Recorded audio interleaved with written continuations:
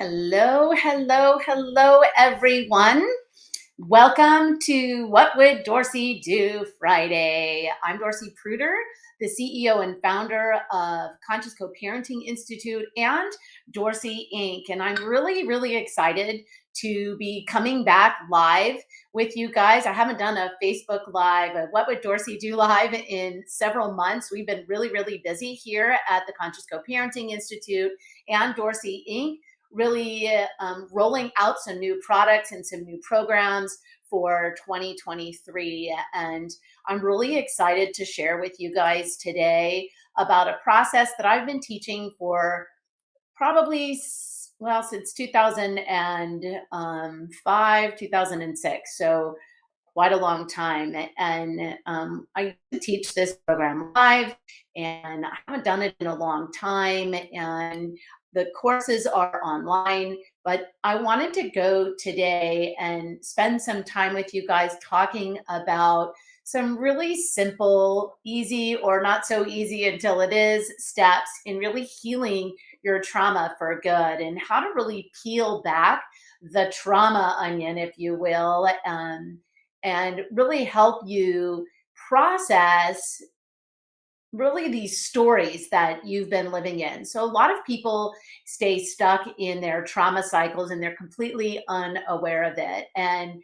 they use these stories, if you will, to hold them stuck in a high conflict divorce, to hold them stuck in an alienation story, rejection story. They play out the patterns over and over and over again. Could be stuck in a dead end job, maybe stuck in unhealthy relationships, a domestic violence relationship, a relationship in with a narcissistic or borderline personality disorder co-parent. So a lot of times people stay stuck in their life and they are completely unaware of what's actually happening in their life. And so I really wanted to bring to you today in the What Would Dorcy Do Friday or What Would Dorcy Do Live, really how to peel back the layers of trauma. And our clients have used this over and over again and really gaining lasting freedom, really creating the life that you desire to live and creating the relationships that you desire to have. And the more and more time that has elapsed from me moving through my own healing process, the more clearly I can see the distinct steps that I had to move through in order to really find my own freedom and the healthy relationships with the people in my life, like my spouse and my children, my team, my siblings, really recognizing these steps in the work that we do with our clients really has helped me realize that while all of our stories are quite different, our path to healing is really quite the same. And because I'm a coach and a consultant, I simply can't resist coming up with a structure that really attempts to explain how healing trauma works really in the simplest manner, if I can. But most people miss this. So I'm going to just caveat by emphasizing that I'm not a mental health provider, if you will. I'm not a therapist or a counselor or a psychologist. I am, however, a coach and a consultant and someone who has really healed a lot of trauma in my own life and family.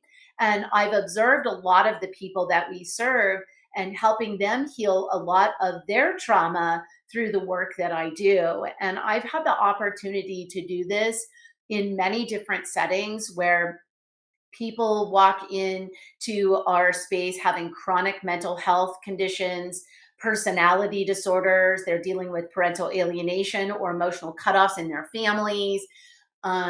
They have had maybe years, decades of no contact with somebody in their family. And they walk out of going through a process with us with healing some, if not most or all of their mental health issues and leaving the mental health providers that they've been working with for sometimes decades without any solutions. And again, I'm not a mental health provider. I don't claim to be one. I do know, though, that the work that we do here at my company through Higher Purpose Mastery and the steps I'm going to teach you today teaches you how to actually heal your own trauma. And I've seen families heal all the way back to the beginning of their family trauma. So people that are experiencing alienation, maybe from their parent and now their child, moving through the lines and recovering their entire family dynamic. And from my experience, I believe that there are 4 layers of healing the emotional wound. And one is identifying and acknowledging that core wound or traumatic experience.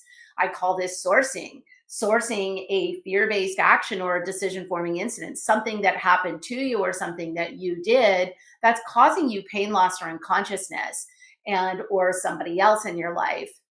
Then the second layer is really unlearning the limiting beliefs. So those are the stories that you created around the trauma about self, life, and others, and mostly about yourself. And then processing the suppressed emotions. So the things, the feelings and emotions that you have around that core issue. And then changing how you cope through your thoughts and your actions. So many people don't really realize that they're living in the present moment through processing events of their past. So you're manifesting your life based on the stories that you've lived through over and over and over again. So I call them waves of decision forming incidents. And as you move through the different layers of trauma, peeling the layers back, the trauma layers back, you may be going deeper and deeper, and you might start to see the patterns of your life that are the same over and over and over again. Most people ignore them because they think patterns have to show up exactly the same, but that's not necessarily the case. Oftentimes patterns show up, they're similar situations or similar patterns in relationship, but maybe not the exact same relationship or the exact same pattern. So as you move through the different layers, you start to peel it back and go deeper.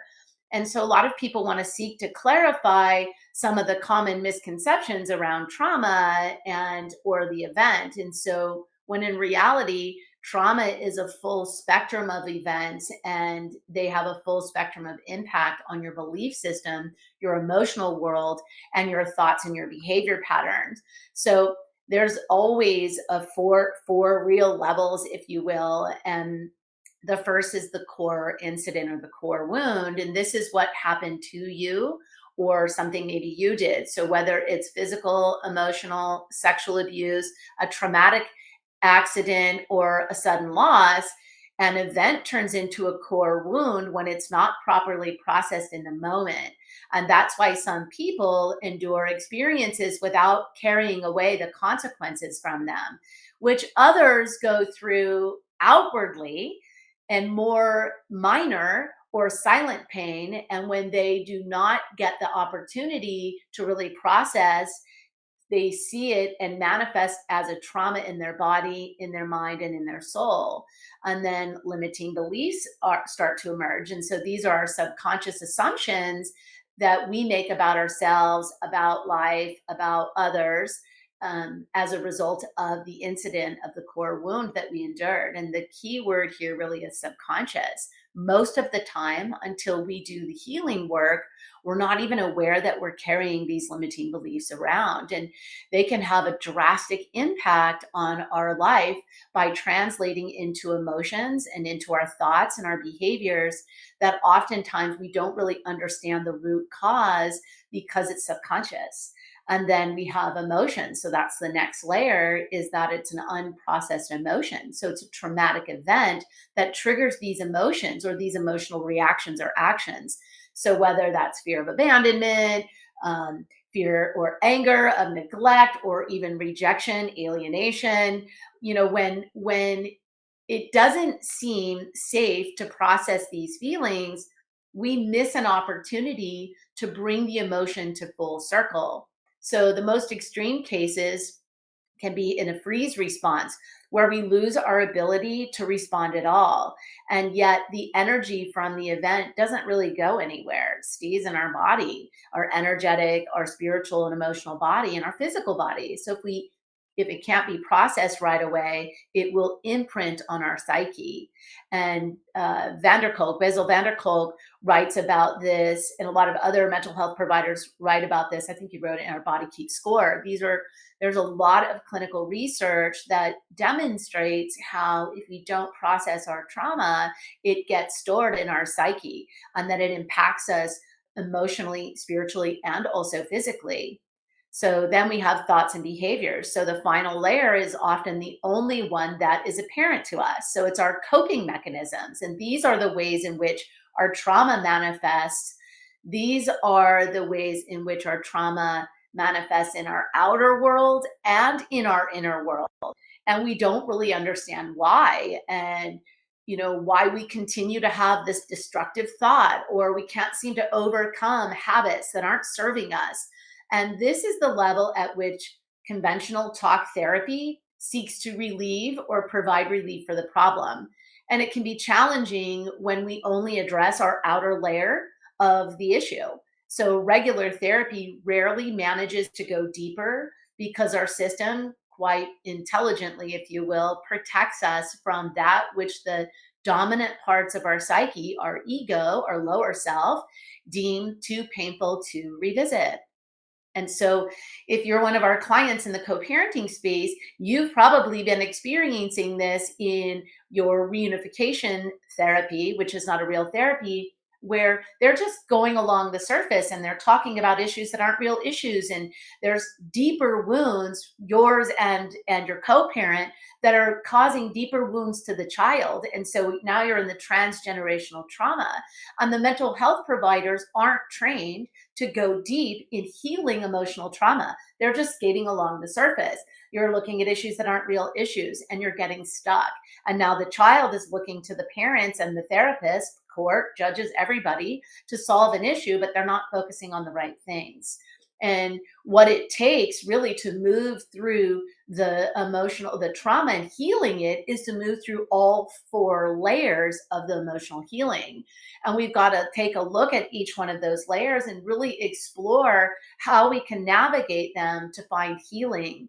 And this is where the work that we do here at my company, at Conscious Co-Parenting Institute and Dorcy Inc., where we really go deep in the healing process to the core of the issue so that you can release all of the story, the limiting beliefs, rewrite the narrative, and show up differently. So if you've been following me for a while, you hear me talk about shift how you're showing up.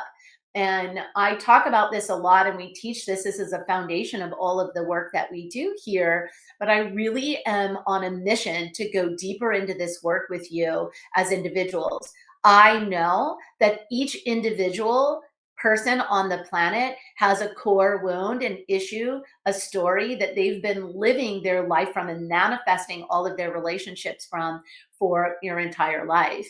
And you've got to identify and acknowledge that core belief, that core wound, and the decision forming incident. And awareness is the key to healing the very first layer.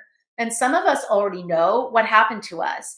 And in those cases, we can move straight to the other three layers and really explore how it impacted us. For others, however, the core wound may be completely repressed. And this can be the case for both early childhood experiences as well as things that happened later in life. And here's why having a guide through this process is so effective. We can actually assist you and take you straight to the core wound by getting really crystal clear on what is happening and why it's happening. Talk therapy typically starts at the very top layer again and aims to slowly peel back ways to the root cause. And the work I do in Higher Purpose Mastery does the opposite. We go straight to the core, expose the core wound, and look at how you've manifested your events into your beliefs, your emotions, your thoughts, and your behaviors. So for a long time, I thought something was inherently wrong with me, yet I was never really able to pinpoint why. It was only after my first breakthrough in doing this work, in the Higher Purpose Mastery work, that I got a resolution by learning how early I suppressed a childhood trauma that shaped who I was and how I was showing up in the world. And these wounds always hurt. People feel like this is where I don't want to be in that pain. But wouldn't we be better off by moving through it and solving it so you don't keep repeating the patterns versus not knowing? So awareness is always, always, always in our favor. And the work that we do with higher purpose mastery really takes you through a gentle process and tracks you through these old wounds in a way that holds you safe, and in a way that holds you in non-judgment, and in a way that actually empowers you to learn how to do it so that you can do it for yourself, you can do it for your children, you can do it for your ex-spouse, for anybody in your life. You can learn to do the process and start mirroring that out in the world. So because awareness paired with the proper healing of the events really impacts the remaining layers of the wound turns into scars, and scars don't hurt. They just simply tell a story. And it's important to understand how you're telling your story. So we've got to unlearn the limiting beliefs. So when things happen to us, we just don't make sense of them by just suppressing them because they're not justified or fair. So our brilliant psyche will try to attempt to make sense of things that have happened. And it does so by adopting a belief system that may protect us in the moment, but ingraining them in our own psyche long after the incident has happened and they become redundant. So, for example, a child that is abused will assume that it deserves the abuse and that it's their fault, especially if the abuse came from somebody they really care about, like mom, dad, or both. And who, through the child's eyes, they need that person is supposed to protect them at all costs. So they ally with an abusive parent. However, different our core wounds may be, the limiting beliefs that we take away from them are very, very, very familiar and similar. Some of them are: I'm not good enough, I'm not smart enough, I'm not pretty enough, I'm not thin enough, I'm not safe enough, I am not a good parent. The authentic version of who I am is not accepted. I can't ask for what I need because I may get rejected. I don't deserve to be loved. I'm unlovable. I cause women to be abusive. I cause men to be abusive. So the first step, again, is awareness. And although it doesn't stop there, the real work is to unlearn the story, unlearn the limiting beliefs. Again, in higher purpose mastery, this is so impactful because we teach you by making things right in our mind like nothing else I've ever experienced on the planet. And it's important to note that the limiting beliefs never fully go away. We just bring them into the awareness and rewrite them. So when we unlearn a limiting belief, we teach our most authentic self that it's untrue. And what is true instead? I am enough. So with enough work, it will become the new primary belief system. While the wound is always there, it becomes a scar because it's an exiled part of us that will walk through life looking for confirmation that the said belief, in fact, is true. So when we're doing this through what I call our lower self consciousness or our ego, we're looking for people to reinforce our negative belief about ourselves. And as you learn how to activate your higher self, which is part of who you are already, then you start to move through life with an awareness of activating the story or the belief in a positive way. So healing is not erasing the limiting belief, but learning how to hold these parts of ourselves with compassion while operating from a place of authentic self. Healing is learning to hold the polarities that there can be both parts of us that feel is not good enough and the part that knows you damn well are good enough. Okay, so that is what we teach in the work that we do here when you work with me. And then the third is processing the suppressed emotions. So step 3 is you've got to think that processing emotions is what talk therapy has been for, and yes and no. Yes, because sometimes we get to do that, and no, because more often than not, we talk about feelings rather than allowing ourselves to feel them all the way through. So our brain consists of three regions of the brain, right? The neocortex, our executive thinking, the frontal lobe, the reptilian brain, our most primal part of our brain that really regulates the fight, flight, or freeze response, and then our limbic brain, right? That's also referred to as our emotional brain. And all three parts of our brain are impacted by trauma. So when we're talking about our feelings, it's not enough because two out of the three regions of our brain do not understand the language. So if talking isn't enough, what is? We need to experience, we need to re experience suppressed emotions in order to process them once and for all.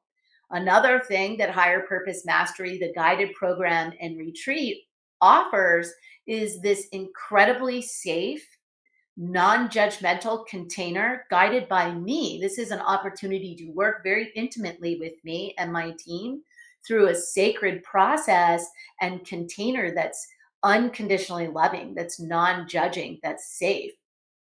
And the majority of my transformative experiences have been me processing these very difficult emotions from way back in the day of my own childhood and life and prompting the release, most commonly known as crying, and then rewriting, or what I call feeling all the way through. And doing that in a sacred container, a place of safety where I know that whatever comes up is divinely held and there's no judgment. And that's why people come back to our retreats and working with me and over and over again. And that's why they leave the sacred container filled with unconditional love and feeling 1,000 pounds lighter, myself included. I'm in the process and on the journey with you. I've been teaching this work for a really long time, over 16 years. And one of the things that I've discovered is that having my guidance and having working through this with somebody in the process with other people has fast tracked not only my own healing, but the healing of the other people in the group. And one of the things I've also discovered is that in these small, intimate groups, everybody plays a role. It's really fascinating to me how divinely held this work is and how everybody is interconnected in providing a piece of the healing process for the participants. And let's face it, we've been so disconnected because of COVID, and people have been isolated, not being together, and people have been experiencing another layer of trauma and being triggered in maybe rejection or disconnection trauma, unworthiness trauma, just from these last few years alone. And then as we move through this healing process, step four is really changing how we cope through how we're thinking and how we're behaving. So the final step for many is the big reward. And it's what got us to begin peeling back all of the layers of the trauma in the first place. And it's the manifestation of our healing into how we interact with the world through our thoughts and our emotions, which create our actions and reactions. And this will partly change naturally, just as certain as core beliefs or wounds and limiting beliefs are healed and emotions are processed, some thoughts and habit patterns will just simply vanish. For example, from one of my last retreats I hosted, I stopped being concerned about putting myself out there as a healer, as a Shaw woman, as someone who actually can move energy and really understand intuitively what's happening with people. I do this in the work that we do every single day. When we facilitate retreats and even reunification workshops, there's a lot of energy magic that's happening in the workshop, not just from the skills that are being built, but the work that I'm doing on an energetic level. Some of my clients who work closely in the inner circle with me call me the accidental guru. I used to hate that. Don't call me that. And now I kind of find it funny because it's true. You know, when when you get to work closely with somebody, you get to know them intimately. And I'm very gifted as a seer, as somebody who can see energetically what's going on and what needs to happen in order to heal. I can see that core wound, that deeply held wound very, very quickly, and help you identify it and move through these steps on a very, very personal level so that you can shift how you're showing up in the world. And when you shift how you show up, you literally shift everything, all of your relationships, whether it's at work, in your family, with your children, with your spouse, with your ex-spouse. You shift how you show up and everyone shifts around you. You literally rewrite the story. And I'm very, very good at that. And I used to be afraid to say that out in the world. However, I'm unbelievably grateful for my gifts as a guide and to be able to teach people how to heal their own deepest wounds. I do this in this space of co-parenting where parents and children are suffering deeply and they're stuck in their old tired patterns, their old tired systems that aren't serving them, that don't care about them. Parents that fall into the same old rote behavior with lawyers that are doing the same old, not actually solving things. Mental health providers that are not actually solving anything. They're just at level one. We go all the way to the deepest level and help you scale those things and heal from the inside out. If you've ever watched videos with me before, you hear me say peace in so you can have peace out. I really truly believe that. You can't fix any of the things out here. Deeply fix them, resolve them, find the solutions and solve them without going in first. It's required. So I didn't go to college. I used to be afraid. All the flying monkeys and haters love to say, she didn't go to college. And I didn't realize for a long time that was an unconscious story. Why would people listen to me? Because I'm not a mental health provider. I'm not a lawyer. And turns out people listen to me because I'm actually really smart. People listen to me because I'm unbelievably intuitive and I just know things. Sometimes I've had conversations with Dr. Childress where he's like, did you read this book? I'm like, I have no idea what you're talking about. Did you read that? Did you look at this? And I just innately know things. I didn't read any of those things. Some stuff I have read, but the truth is, I'm really intuitive, and I used to be really afraid to talk about that, but I'm not afraid to talk about that because it's the truth. And the truth is, we're all really intuitive. And the truth is, most of us have let that part of our consciousness go dormant because of fear, because of what people might say about us, because of the space that we've chosen to work in, or the healing work that we're doing. I'm very proud of who I am, and doing this work and really going deep has really allowed me to go very, very, very deep, all the way to the core of what's happening in our families, the core of this pathology, to see deeply at the beginning of what's happened in this family dynamic that has spiraled to where we are today as a society, not just a divorcing society, where we are as a society as a whole. And I realized that I had this fear, and that I had a fear that people would not want to work with me. And I shifted my story. The story no longer impacts me. I actually find it kind of funny. Even the courts and judges state on the record now, they don't care whether I have a college degree or not, because they know my programs work. They know that families that work with us heal. They know that we understand that when we work with families in the divorce space, that it's a whole family problem that requires a whole family solution. We don't focus on the child. We work with the family. We work with the parent that comes to us, a chosen parent. I'm the one who coined that phrase. I really believe that if you're here in the divorce space or the co-parenting space and you're working with us, your child chose you. They know that you're intuitive. They know that you're the one who's going to seek the solutions, that you're the one that's going to do the inner work. You're going to go to the core. They know, based on the contract they have with you unconsciously, that you're going to do this work. And it's really, really, really exciting to be able to bring this opportunity to work very intimately and closely with me, my team, and a small group of people through Higher Purpose Mastery guided program and live retreats. And we are offering this a few times a year. And the guided program is twice a month. So you can jump in and you can come to the live calls. You'll get live working coaching with me and a small group of people. And then you'll get to come to a live retreat where I'm hosting a retreat where you get to be with a small group of people. It's very intimate. It's a couple of days, and we go to the core and we move through the layers and we heal you from the inside out.